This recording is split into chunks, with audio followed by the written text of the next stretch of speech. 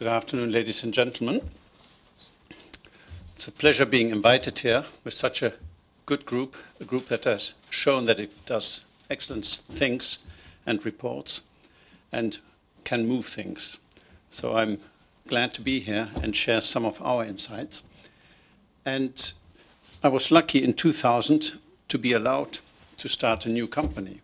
So what you do if you want to do something quite idealistic, and if you can start new, you can be an idealist. The practice will show you where you have to become more practical. And so, of course, I started off with a 3Ps, people, planet, profit.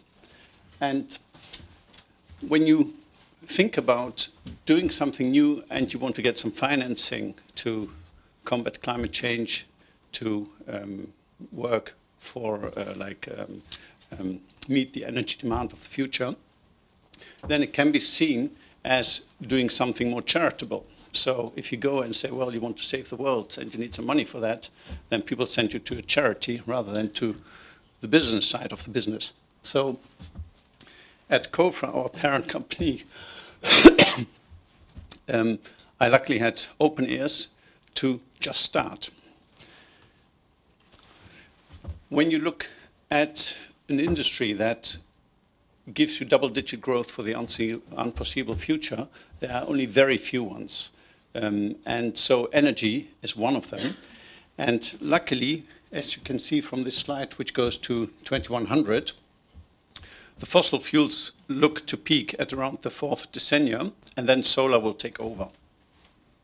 So my idea initially was to just focus on solar. The problem with solar, of course, is that many see it as too expensive. Now, first of all, it has lots of advantages. It's abundantly available. Every hour you get about as much energy hitting the globe as the total use in the world of all energies together. So it's clean. And what I looked at is, will it ever be functional without any kind of subsidies, support systems, the EEG we heard about in Germany? And unless that was the case, it probably would not be a long-term business proposition. So luckily, when you look at the cost of solar, and I took the 2007 slide, you have the sun hours on the x-axis, and you have the euro cents per kilowatt hour on the y-axis. And this is then a chart for a typical household retail price. Then the circle size is roughly the market size. And you see this yellow line going across, which is the cost of solar installed at about €5 or $6 today. The cost, and you see all the countries below, which means that none of them can survive without support system. So that was in 2007. If you now look a little bit forward and we go to 2012, then the nice thing is that given what we know, and the companies I'm on the board, REC and QCells, for instance, they have it on their websites and it can be looked up if you are interested in some details. Cost of solar will halve with regards to the production side, which means if you take half being production side and half being installation, you can go to 75% and even lower with further scaling. So that would move the cost to roughly, thank you very much, the cost to roughly €3 per watt installed. At the same time, we took an assumption of an 8% electricity price increase per year. Now, Switzerland almost had a 20%, 22% for this year, and they now negotiated with the government to put a limit on of 7% roughly for this year. But EU, many states had about 15% last year. So an 8% compound annual growth rate is maybe not too unrealistic. If you take 8% over 5 years, you come to 48%, so it's, let's say, 50%. So all the bubbles move up about 50%. The cost of solar goes down, different technologies, thin films and all these things. And then what you see the red line, roughly in the middle, and then some bubbles being above. So you have Italy, Japan, Australia, California, that become cheaper with solar than with other forms of electricity. And that's when the market will take off. So basically what we need is 5 years to bridge to get to this grid parity for industrial use and for the retail side in the households for solar to take off. Now this slide was slightly modified by REC, which 2 years ago was the largest solar company in the world. And surprisingly, they put this on their website because it shows their margin. They're heavily into silicon, which is very expensive. And when you look at the shaded area, that's basically the margin of the company.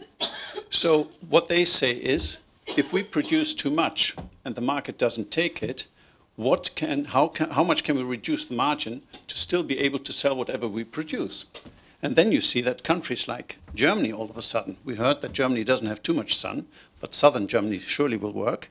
New York will work, France will work, Texas, Spain, all these places, and even the Netherlands become interesting. So for me, this is a very, very hopeful slide, especially when you hear all the difficulties that climate change will cause. Now, 40% of CO2 comes from buildings. We know there are ways to make buildings net energy positive. You can use solar panels, you can use insulation, you can use triple glazing, you can use chromatic glass in combination with triple glazing. You can use ice cooling, you can use all kinds of things to make a building net energy positive. So one of the critiques that we hear very often is that how do you use solar with a building? Because it doesn't coincide with the peak of the consumption of the day. If you have an office in California, then the peak power usage is around 5 o'clock in the afternoon, but solar peaks at about 1 or 2 o'clock in the afternoon. So either you have to store it, which becomes very expensive, or you have to find other means. So what we thought we'd do is use solar for the first part of the peak, or the first half, and then when solar already goes down, just before it goes down, you introduce ice cooling. Now in Europe, there are companies that use ice cooling for 25 years already. Here in the States, it's something new because energy is just too cheap here. So if you then use ice cooling, you can further reduce the curve. So the top curve, the black one, is normal consumption. The blue one would be if you were to use chromatic glass, triple glazing, reduce the size of the air conditioning, the running cost and the consumption of electricity for the air conditioning unit. Then you have on the bottom the turquoise is the solar part and the green one is the ice cooling. If you introduce those two, then you can get the peak curve down to the stippled red one. Good Energies is also about poverty alleviation. So besides energy transition, energy efficiency, we also look at poverty alleviation. And as we know, 1.5 billion people do not have access to energy. However, access to energy is one of the prime criteria to alleviate poverty. So when we started out, we said, let's do something about poverty.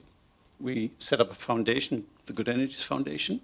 And last year I was on this climate change expedition in Greenland, where you saw the iceberg slide, the first slide. And basically that was an eye-opener to me, because if you take normal predictions, we heard about 2 degrees, and then you get 1 meter rise in the ocean, thermal expansion, a little bit of the glaciers melting. That will cause about 750 million people to be displaced. So environmentally caused displaced people. Now you can imagine if you have 100 million Bangladeshis trying to go into the neighboring countries, how they will be greeted with open arms.